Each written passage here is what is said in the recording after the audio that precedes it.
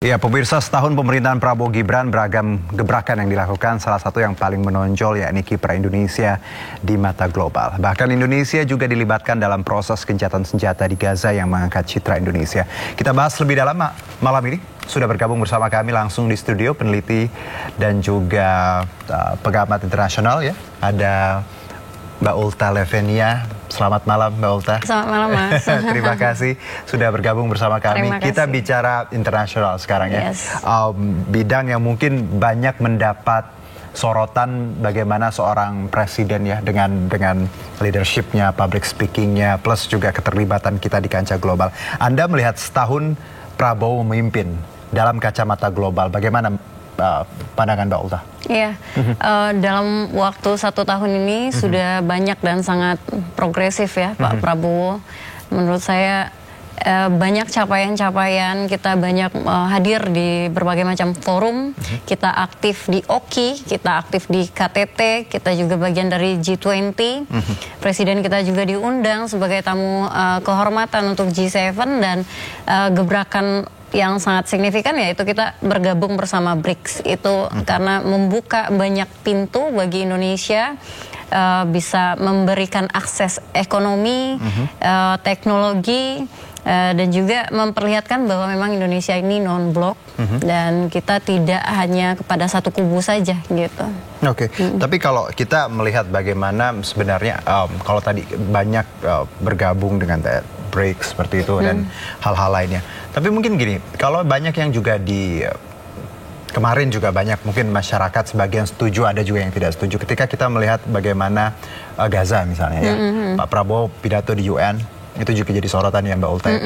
Somehow saya memahami bagaimana kita memang harus equal menghormati agar ya perdamaian two state solution bisa terjadi. Tapi ketika kita bicara Indonesia dan future relationship dengan Israel ya seperti itu juga sedikit banyak ya akan banyak turbulence lah seperti itu. Bagaimana Anda melihat peran kita dalam konflik Gaza dan Israel? Iya, karena memang two state solution ini kan bukan terminologi yang baru ini dimunculkan. Sebenarnya kan two state solution sudah dari lama diupayakan gitu. Memang apa yang viable untuk dilakukan di Gaza saat ini ya memang harus menghargai kedua negara berada di wilayah yang sudah ditentukan. Kalau nggak salah waktu itu sudah ditentukan pada tahun 1967 untuk itu. Cuman kan banyak okupasi dari Israel ini yang mencaplok wilayah-wilayah Palestina. Nah, untuk eksistensi negara Palestina itu satu-satunya cara juga hanya dengan mengakui negara Israel juga ada di sana, sehingga keamanan Israel terjamin dan juga negara Palestina juga dapat berdiri secara nation state gitu, tidak didikte oleh Israel atau sekarang kan terokupasi gitu. Jadi menurut saya sih kalau misalnya presiden menyatakan ya kita mendukung two state solution, memang karena hanya itu yang viable saat ini gitu, hanya itu yang bisa kita perjuangkan gitu. Oke, jadi menurut Anda tidak ada pilihan lain? Menurut saya tidak ada pilihan lain. Bahkan kalau misalnya saya sebagai dalam ilmu internasional, hubungan internasional itu kan kita punya paham atau mazhab gitu ya. Nah, kalau mazhab saya itu kan realis, offensive realism gitu. Dalam mazhab itu tuh tidak susah nih untuk menerima two state solution sebenarnya. Tapi secara moral saya harus mendukung itu gitu. Iya. Nah, tapi gini Mbak, ketika kita bicara hubungan yang kompleks antara ya Israel dan Palestina plus juga posisi Indonesia, Anda melihat apakah kita sudah memerankan peran yang maksimal ya dalam tadi meredakan konflik, plus kita tahu juga Pak Prabowo diundang salah satu yang di Mesir kemarin untuk perjanjian damai. Anda melihat bahwa seberapa besar sebenarnya peran Indonesia di tengah konflik ini? Apakah sudah maksimal atau memang belum maksimal kita? Menurut saya ini masih bisa dimaksimalkan ketika misal Indonesia bisa mengirimkan pasukan perdamaian ke Gaza. Itu yang disebutkan juga kan dalam pidato. Jadi Presiden Prabowo pun pasti ingin memaksimalkan ini. Tapi untuk melakukan hal tersebut, misal mengirimkan pasukan perdamaian, kan itu kita membutuhkan justifikasi dan legitimasi dari UN. Kita tidak bisa kayak ujuk-ujuk ngirim tentara kita ke sana. Tentu harus ada prosedur-prosedur internasional yang harus kita ikuti gitu. Makanya Pak Prabowo sebenarnya ingin lebih maksimal lagi gitu. Jadi bukan saya bilang ini masih belum maksimal, justru Pak Prabowo di dalam Astacitanya itu salah satunya menyebutkan dengan lantang akan mendukung kemerdekaan Palestina. Ini yang tidak disebutkan oleh dua calon sebelumnya gitu. Nah, dan beliau kan berusaha untuk mewujudkan janji kampanyenya. Dan juga kalau misalnya Indonesia ingin berperan lebih, karena sangat signifikan ya peran Indonesia ini, karena kita negara Muslim yang mayoritas, yang paling terbesar di dunia. Jadi dukungan kita terhadap bangsa Palestina itu juga menjadi penting gitu. Itu kenapa peran Indonesia signifikan ketika Presiden Trump berusaha untuk melakukan ceasefire itu. Ini menarik kalau pendapat Mbak Ulta sebagai pengamat internasional. Tapi gini Mbak, saya juga berbincang dengan banyak pengamat Timur Tengah ya, Ibu Dina Sulaiman, Prof. Hipno ya, bahwa mereka merasa bahwa ketika ada let's say kalimat mengakui Israel, itu adalah suatu let's say pengkhianatan atau terhadap konstitusi. Namun saya mencoba menelaah bahwa gini, zaman berbeda ya ketika kita bicara 45 dan sekarang. Namun apakah hal ini relevan, penolakan ini, atau menurut Anda memang ya tadi kita punya banyak pandangan yang berbeda, mungkin Mbak Ulta beda dan beberapa pengamat lain berbeda. Bagaimana Anda menyikapi bahwa ya ada yang menolak seperti itu ketika Presiden mencoba untuk membuka hubungan dengan Israel pun nantinya misalnya? Ya karena mungkin ini kalau saya ngelihatnya itu adalah sebuah tekanan oleh Presiden kita kepada Israel, mengatakan kalau Anda ingin diakui, Anda harus mengakui negara Palestina juga gitu. Memang secara moral agak sulit karena memang itu adalah wilayah Palestina, lalu Inggris menetapkan ada negara Zionis di sana. Cuman kan kita harus realistis juga gitu. Ini yang bisa kita lakukan. Kalau enggak, artinya kita akan mendukung perang ini berkelanjutan. Oke, paham. Kalau tidak ya mau diapakan? Mau dikemanakan negara Israel ini yang sudah mereka punya? Jadi sebenarnya bentuk pengakuan tadi bagaimana Presiden menyikapi ini adalah sebenarnya tekanan. Tekanan juga.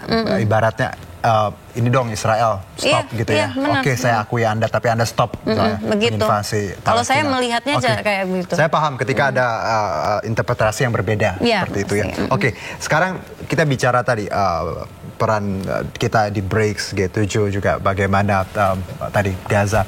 Kalau kita mundur sedikit dong Mbak, ke Agustus. Mbak Ulta juga sibuk diundang di sana sini ya, berkomentar. Saya pun sebagai masyarakat paham bagaimana gusar kita waktu itu, bagaimana kita melihat bahwa memang ada ketidakadilan di depan mata seperti itu. Anda melihat bagaimana Pak Presiden waktu itu melakukan beberapa ya banyak manuver lah ya, treatment terkait kondisi yang luar biasa, demo yang berhari-hari itu. Bagaimana Anda melihat gaya kepemimpinan Presiden Prabowo dalam mendapatkan tekanan yang luar biasa dari dalam negeri? Iya, saya melihat waktu masa demonstrasi akhir bulan Agustus itu, dan Pak Prabowo langsung menyikapinya, tidak hanya menyikapi secara statement, tapi secara struktural. Ada reformasi Polri gitu kan, karena memang ada saudara kita yang terlindas karena itu.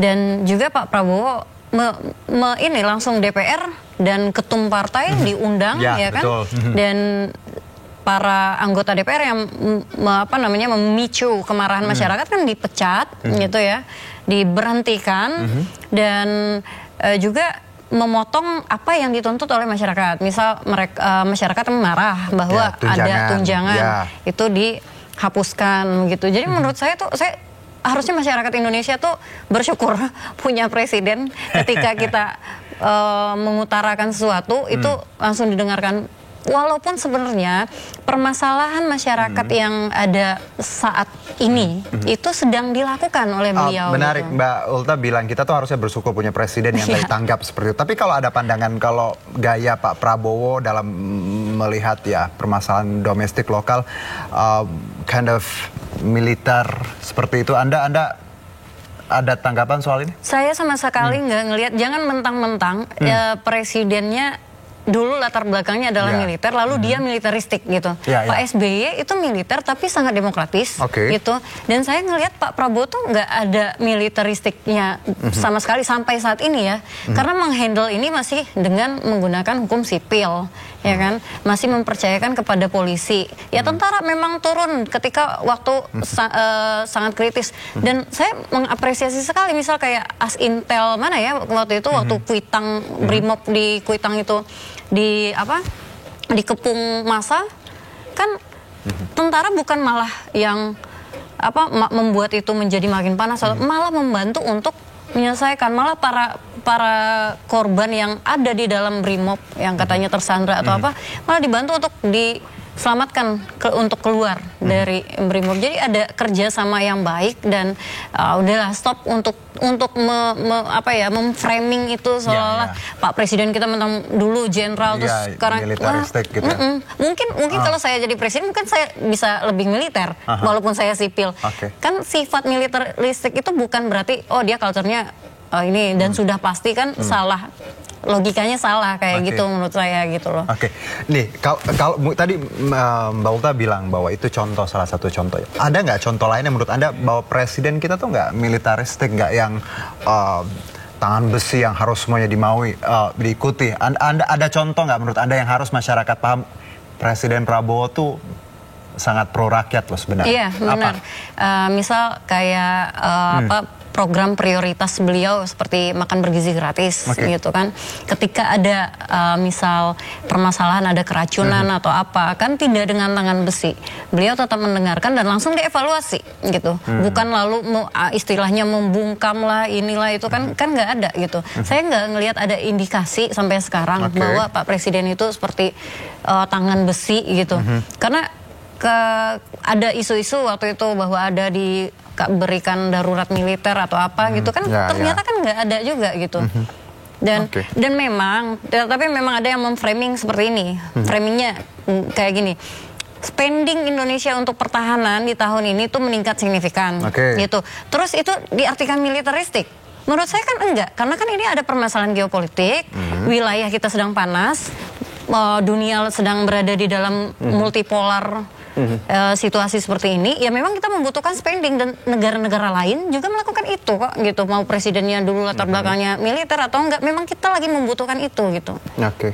Jadi sebenarnya gaya kepemimpinan beliau di banyak bidang termasuk tadi bagaimana menangani permasalahan dalam negeri sangat terbuka ya sebenarnya, open minded ya, tidak yang orang-orang sering asumsikan bahwa dengan background seperti itu beliau tidak akan mendengar pendapat seperti. Tapi gini Mbak, kalau kita lihat Pak Prabowo yang sekarang, ada juga yang bilang bahwa sudah cukup berubah, waktu kampanye mungkin lebih gemoy gitu ya, ketika sekarang agak lebih keras. Well, for me ya sebagai orang masyarakat ya memang harus seorang leader harus tegas seperti itu. Tapi apakah Anda melihat bahwa ada pergeseran gaya yang ditampilkan seorang Prabowo dalam memimpin bangsa ini ketika masa kampanye dan saat menjabat saat ini? Saya yang waktu aktif ya karena saya bagian dari TKN juga waktu itu kan. Saya nggak ngelihat ada perubahan, tapi kan ini berbeda ketika kampanye dan ketika menjadi simbol pemerintahan ya kan nggak boleh juga kita samakan gitu loh. Ya, saya nggak ada melihat perubahan itu gitu karena waktu kampanye pun saya bilang kan saya masuk kampanye saya bukan siapa-siapa, bukan anggota partai, bukan apa gitu. Saya akademisi, itu aja di welcome gitu. Akademisi di welcome dan setelah itu saya juga tetap mengkritisi. Ada juga yang saya kritisi, misal kayak pembangunan IKN ini gimana berikutnya itu kan harus jelas. Terus misal kayak WUSH juga kan itu pertimbangan utang negara bagaimana gitu, tetap aja gitu, tetap ini ada yang menarik. Anda nyebut WUSH dan IKN. Pertanyaan saya sebelum ke sana, apakah Prabowo menurut Anda memang punya ya tadi beliau kan dikelilingi banyak orang seperti itu ya, dan kaitan WUSH dan IKN kaitannya dengan presiden terdahulu. Anda melihat apakah sikap Prabowo tidak ditentukan oleh seseorang atau kelompok atau memang beliau punya tadi ya pandangan yang sangat tegas terhadap sesuatu tanpa melihat itu bias karena beliau dekat dengan Pak Jokowi seperti itu. Saya sekarang mungkin di awal-awal ya karena saya ini ya akademisi dan tidak terhubung dengan kubu politik manapun. Saya ngelihat di awal-awal tuh memang masih ada semacam bukan kompromi tapi ya ini masih bisa kita ini gitu. Tapi kesininya itu Pak Presiden tuh mulai ya kayaknya dia punya prioritas yang lebih ingin didahulukan. Misalnya MBG nomor 1, beliau sangat ingin memberi makan anak-anak Indonesia. Bahkan sebelum MBG ini menjadi program prioritas pemerintah, itu Pak Prabowo udah melakukannya di wilayah Hambalang waktu itu. Tanpa digembar-gemburkan media itu gitu. Sudah dilakukan di Hambalang. Dan ini pengen menjadi prioritas. Jadi banyak mungkin budget-budget yang harus diefisiensikan sehingga mendukung program utama ini dan ketika budget itu diefisiensikan dan dialihkan kepada program yang lain, artinya kan ada program lain yang harus ditunda atau dikecilkan atau apa. Nah, jadinya ya terjawab gitu. Ya, saya paham maksudnya Mbak Ulta dan juga pemirsa. Karena gini, kita pandangan berbeda boleh sekali ya. Mengkritik pemerintah dalam koridor yang pas ya, yang memang tujuannya baik, sangat diperbolehkan ya. Tapi ketika kita bicara mengenai pemerintahan ya, saya paham bahwa there's no such a perfect government ya. Selalu ada flow-nya, ada kurangnya dan itu pun ya yang terjadi di tiap pemerintahan. Nah, tapi kalau kita bicara salah satu mungkin yang sekarang disoroti, yang dianggap salah satu mungkin flow atau kekurangan flows-nya. Iya. Dan juga tadi Ikaya juga Anda sebutkan. Anda melihat bagaimana sebenarnya Pak Presiden harus bersikap terkait WUSH ini? Ya, kita sepertinya harus mengkaji lagi perjanjiannya waktu itu bagaimana gitu. Karena kalau misalnya di media sosial itu kan tersebarnya bahwa ini Jepang udah menawarkan dengan bunga yang lebih murah. Kok kita malah ngambil yang dari Cina? Apakah mungkin itu adalah bagian dari program yang besar? Maksud saya itu adalah bukan WUSH aja nih yang dijadikan pertimbangan untuk akhirnya memilih Cina, tetapi mungkin ada modal-modal lain yang dipakai diberikan oleh Cina. Kan punya program yang namanya BRI itu kan, Belt and Road Initiative, ingin membangun jalur sutra yang se-Asia sampai Afrika gitu. Nah, itu kan ada beberapa program lain, maksudnya ada proyek lain yang mungkin didanai oleh Cina, tapi salah satunya adalah WUSH. Nah, ini yang perlu kita pelajari dulu gitu. Kenapa memilih itu? Jangan sampai isunya kan, wah ini lebih murah, kenapa ngambil ini? Tapi kan ada sama kayak program ini ada POV lain gitu lah, point of view lain yang harus kita pertimbangkan. Kenapa presiden yang sebelumnya itu mengambil WUSH gitu? Kenapa harus dari Cina gitu? Kan ada pertimbangan geopolitik juga, mungkin karena kita ingin dekat dengan Cina, mungkin jadinya kita ngambil kereta itu dari Cina. Kalau misalnya kita ngambil dari Jepang, kan Jepang aliansinya ke Amerika, apakah itu kan kita juga perlu mengkaji itu gitu latar belakangnya. Tapi menurut Anda, Mbak Ulta, permasalahan WUSH ini apakah akan mengganggu iklim investasi? Karena kita tahu Pak Purbaya tegas nggak mau bayar APBN kan dengan WUSH. Sementara ya tadi udah ada kepresnya juga Pak Luhut menyebutkan bahwa ini akan 60 tahun ya, something right, kalau saya tidak salah koreksi. Anda melihat bahwa permasalahan ini apakah harus diselesaikan dengan ya secepatnya ya, atau mungkin ada tindakan yang harus dilakukan Pak Prabowo agar udah nggak ribut-ribut nih, karena masyarakat pun punya, ketika kita dihadapkan dengan ini, kita paham kayak wah ini kesalahan nih gitu, bikin WUSH gitu. Iya, menurut saya kalau misalnya ini menjadi problematik sekarang ini, sekarang tuh Pak Prabowo dengan Presiden Xi Jinping itu kan sangat mesra. Nah, mungkin itu bisa membuka peluang atau membuka ruang lah untuk kedua pemimpin ini untuk bernegosiasi ulang. Apalagi kan ada permasalahan LCS atau Natuna Utara yang perlu kita soroti juga, dan mungkin ada kepentingan-kepentingan lain yang menurut saya itu masih bisa terbuka untuk negosiasi. Karena setahu saya memang program proyek-proyeknya BRI ini, Belt and Road Initiative, memberikan utang kepada negara dalam jangka waktu yang lama. Kalau misalnya POV dari Barat itu menyebutnya adalah sebagai dana penjajahan. Jadi misalnya ketika itu tidak bisa dibayar, maka dia akan ambil Sri Lanka misalnya contohnya gitu, dan Papua Nugini juga mereka bangun semacam gor dan istana gitu.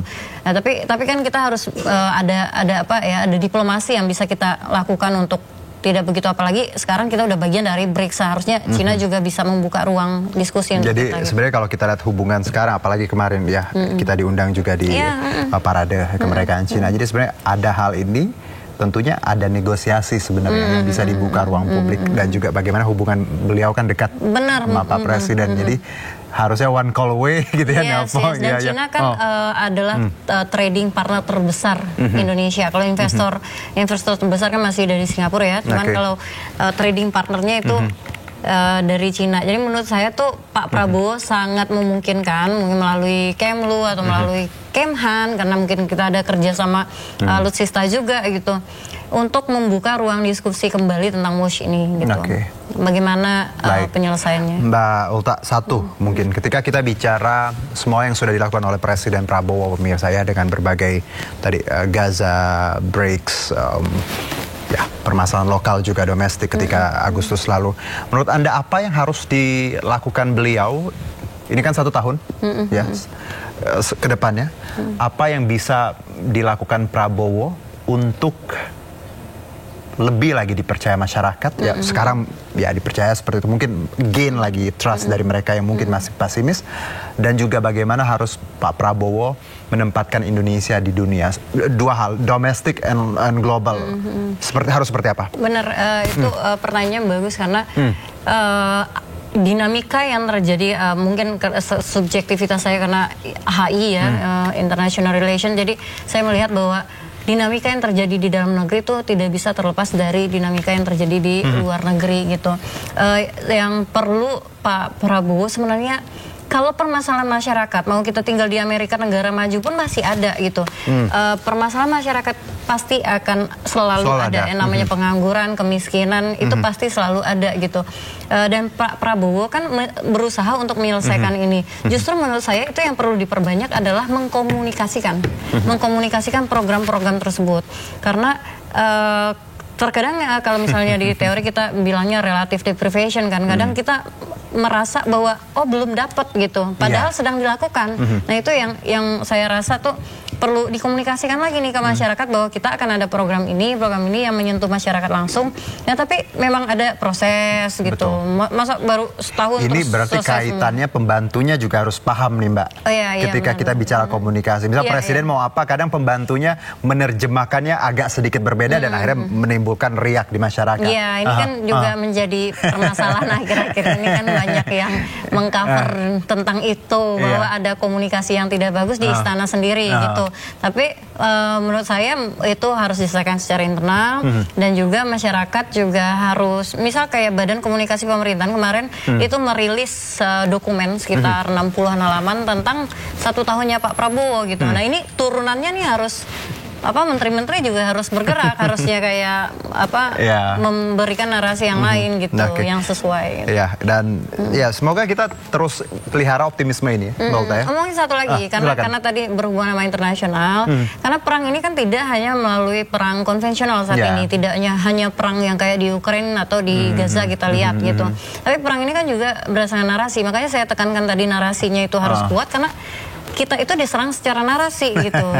Jadi angka misal ada kemiskinan atau apa gitu ditebalkan gitu. Sementara narasi dari pemerintah kurang, sehingga perperangan itu dimenangkan oleh asing tadi, narasi asing apa gitu yang mengatur di luar. Baik Mbak Ulta. Terima kasih untuk diskusi singkatnya, ini membuka banyak perspektif. Ya saya paham bahwa mungkin ada yang setuju dan tidak setuju, dan itu wajar ya. Kritik itu lagi-lagi tentu harusnya Presiden paham bahwa kritik yang membangun itu sangat baik, dan masyarakat juga punya koridor yang pas ketika menyampaikan kritik, bukan dengan hal-hal yang violence. Yes, exactly. Itu yang kita harapkan, dan selamat untuk 1 tahun ini Pak Prabowo. Semoga peningkatan akan banyak hal ya, Mbak ya, di sisi domestik dan juga global.